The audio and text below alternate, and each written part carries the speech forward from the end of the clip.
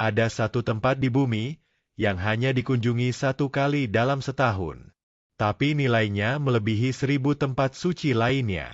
Tempat ini menyatukan jutaan manusia dari seluruh penjuru dunia, yang datang dalam satu niat, satu pakaian, satu tujuan. Menemui Tuhan mereka, langsung, tanpa perantara. Inilah Padang Arafah, sebuah tempat yang digambarkan sebagai lokasi turunnya rahmat terbesar di dunia. Tempat di mana langit terbuka, doa-doa menembus arsy, dan malaikat turun menyaksikan manusia kembali kepada Tuhannya.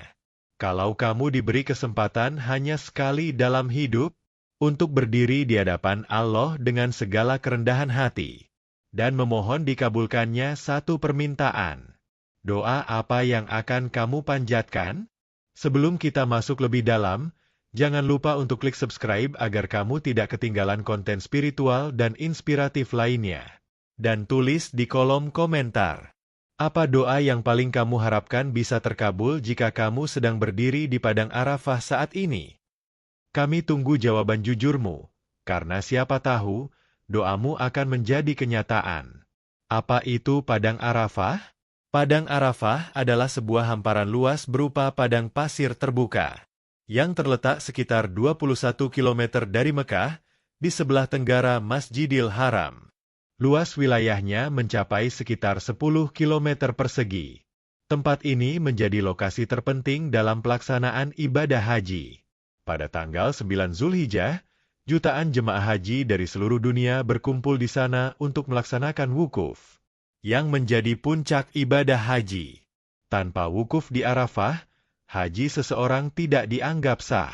Rasulullah bersabda dalam sebuah hadis yang sangat masyhur, Al-Hajju Arafah, haji itu adalah Arafah. At-Tirmidzi, Abu Daud, dan lainnya. Itu artinya, tanpa kehadiran di Arafah, tidak ada haji. Namun, keistimewaan Arafah bukan sekadar karena ia bagian dari rukun haji. Lebih dari itu, ia adalah tempat di mana rahmat Allah turun tanpa batas. Tempat di mana pengampunan dilimpahkan tanpa syarat. Tempat di mana doa-doa dihantarkan langsung ke langit tertinggi. Menurut beberapa riwayat, Padang Arafah adalah lokasi pertemuan kembali antara Nabi Adam dan Siti Hawa setelah keduanya diturunkan ke bumi. Setelah bertahun-tahun terpisah, mereka bertemu kembali di tempat ini. Karena pertemuan itu, tempat ini dinamai Arafah, yang berarti tempat saling mengenal atau mengetahui. Selain itu, Arafah juga memiliki jejak sejarah besar lainnya. Di tempat inilah Rasulullah Muhammad SAW menyampaikan khutbah terakhir pada haji perpisahan, Haji Wada, pada tahun ke-10 Hijriah. Khutbah tersebut berisi pesan-pesan kemanusiaan dan peringatan terakhir beliau kepada umatnya. Isinya antara lain tentang kesetaraan semua manusia tanpa memandang warna kulit, suku, atau bangsa. Hak-hak perempuan dan perlakuan terhadap istri, haramnya riba dan penindasan, pentingnya berpegang pada Al-Quran dan Sunnah. Khutbah itu disampaikan di atas unta Kashwa di Lembah Urana, bagian dari kawasan Arafah. Sebuah tempat yang sejak hari itu menjadi saksi bisu kebangkitan nilai-nilai Islam dalam bentuk paling murninya. Pada tanggal 9 Zulhijjah, semua jemaah haji wajib hadir di Padang Arafah, mulai dari tergelincirnya matahari, zuhur, hingga terbenam. Inilah momentum paling sakral dalam haji. Semuanya berdiri atau duduk dalam keheningan, membaca doa, zikir, istighfar, dan tangisan. Pada waktu inilah, langit terbuka. Rasulullah bersabda, tidak ada satu hari pun yang lebih banyak Allah membebaskan seseorang dari neraka daripada hari Arafah. Bayangkan, semua dosa masa lalu bisa dihapuskan.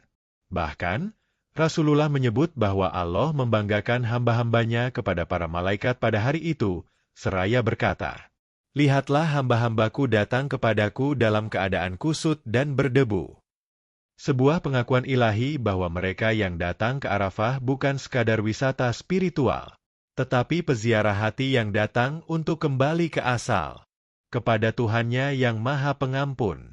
Satu hal yang paling ditunggu di Arafah adalah doa. Bukan hanya ibadah wajib seperti sholat, tetapi justru doa-doa panjang yang dipanjatkan dengan tangisan, harapan, dan keyakinan. Nabi Muhammad Shallallahu Alaihi Wasallam bersabda, doa yang paling utama adalah doa pada hari Arafah. At-Tirmidzi. Doa apapun bisa disampaikan. Tidak ada batasan. Tidak ada larangan. Kamu bisa memohon kesehatan, rezeki, jodoh, perlindungan dari keburukan, bahkan kebahagiaan dunia dan akhirat. Yang penting adalah ketulusan. Bahkan menurut sebagian ulama, jika seseorang berdoa di Arafah dengan hati yang benar-benar hadir, maka tidak ada hijab antara dirinya dan Allah. Bayangkan satu momen ketika jutaan orang berdiri di tengah padang pasir, dalam suhu yang bisa mencapai 45 derajat Celcius, tanpa kemewahan, tanpa AC, tanpa kenyamanan. Namun, tidak ada yang mengeluh. Semua memakai pakaian ihram putih, tanpa jahitan, yang melambangkan kematian dan kesetaraan. Tidak ada bedanya antara presiden dan petani, antara dokter dan buruh bangunan. Semua sama, hanya hamba di hadapan Tuhannya. Tangisan terdengar di mana-mana. Bahkan mereka yang selama ini jarang berdoa, menangis sejadi-jadinya di sana. Karena di sanalah, hati manusia benar-benar jujur dengan Tuhannya. Bagaimana dengan kita yang belum berkesempatan berhaji? Jangan sedih. Islam adalah agama yang adil dan penuh rahmat. Bagi umat Islam yang tidak berhaji, hari Arafah tetap memiliki keutamaan besar. Puasa Arafah. Rasulullah bersabda, puasa pada hari Arafah dapat menghapus dosa tahun lalu dan tahun yang akan datang. Berdoa dan berzikir sepanjang hari. Meskipun tidak di Arafah, umat Islam dianjurkan untuk memperbanyak doa dan zikir di hari itu. Karena meski fisik tidak berada di Arafah, namun ruh dan doa kita tetap bisa mengetuk langit. Memohon ampunan dengan khusyuk.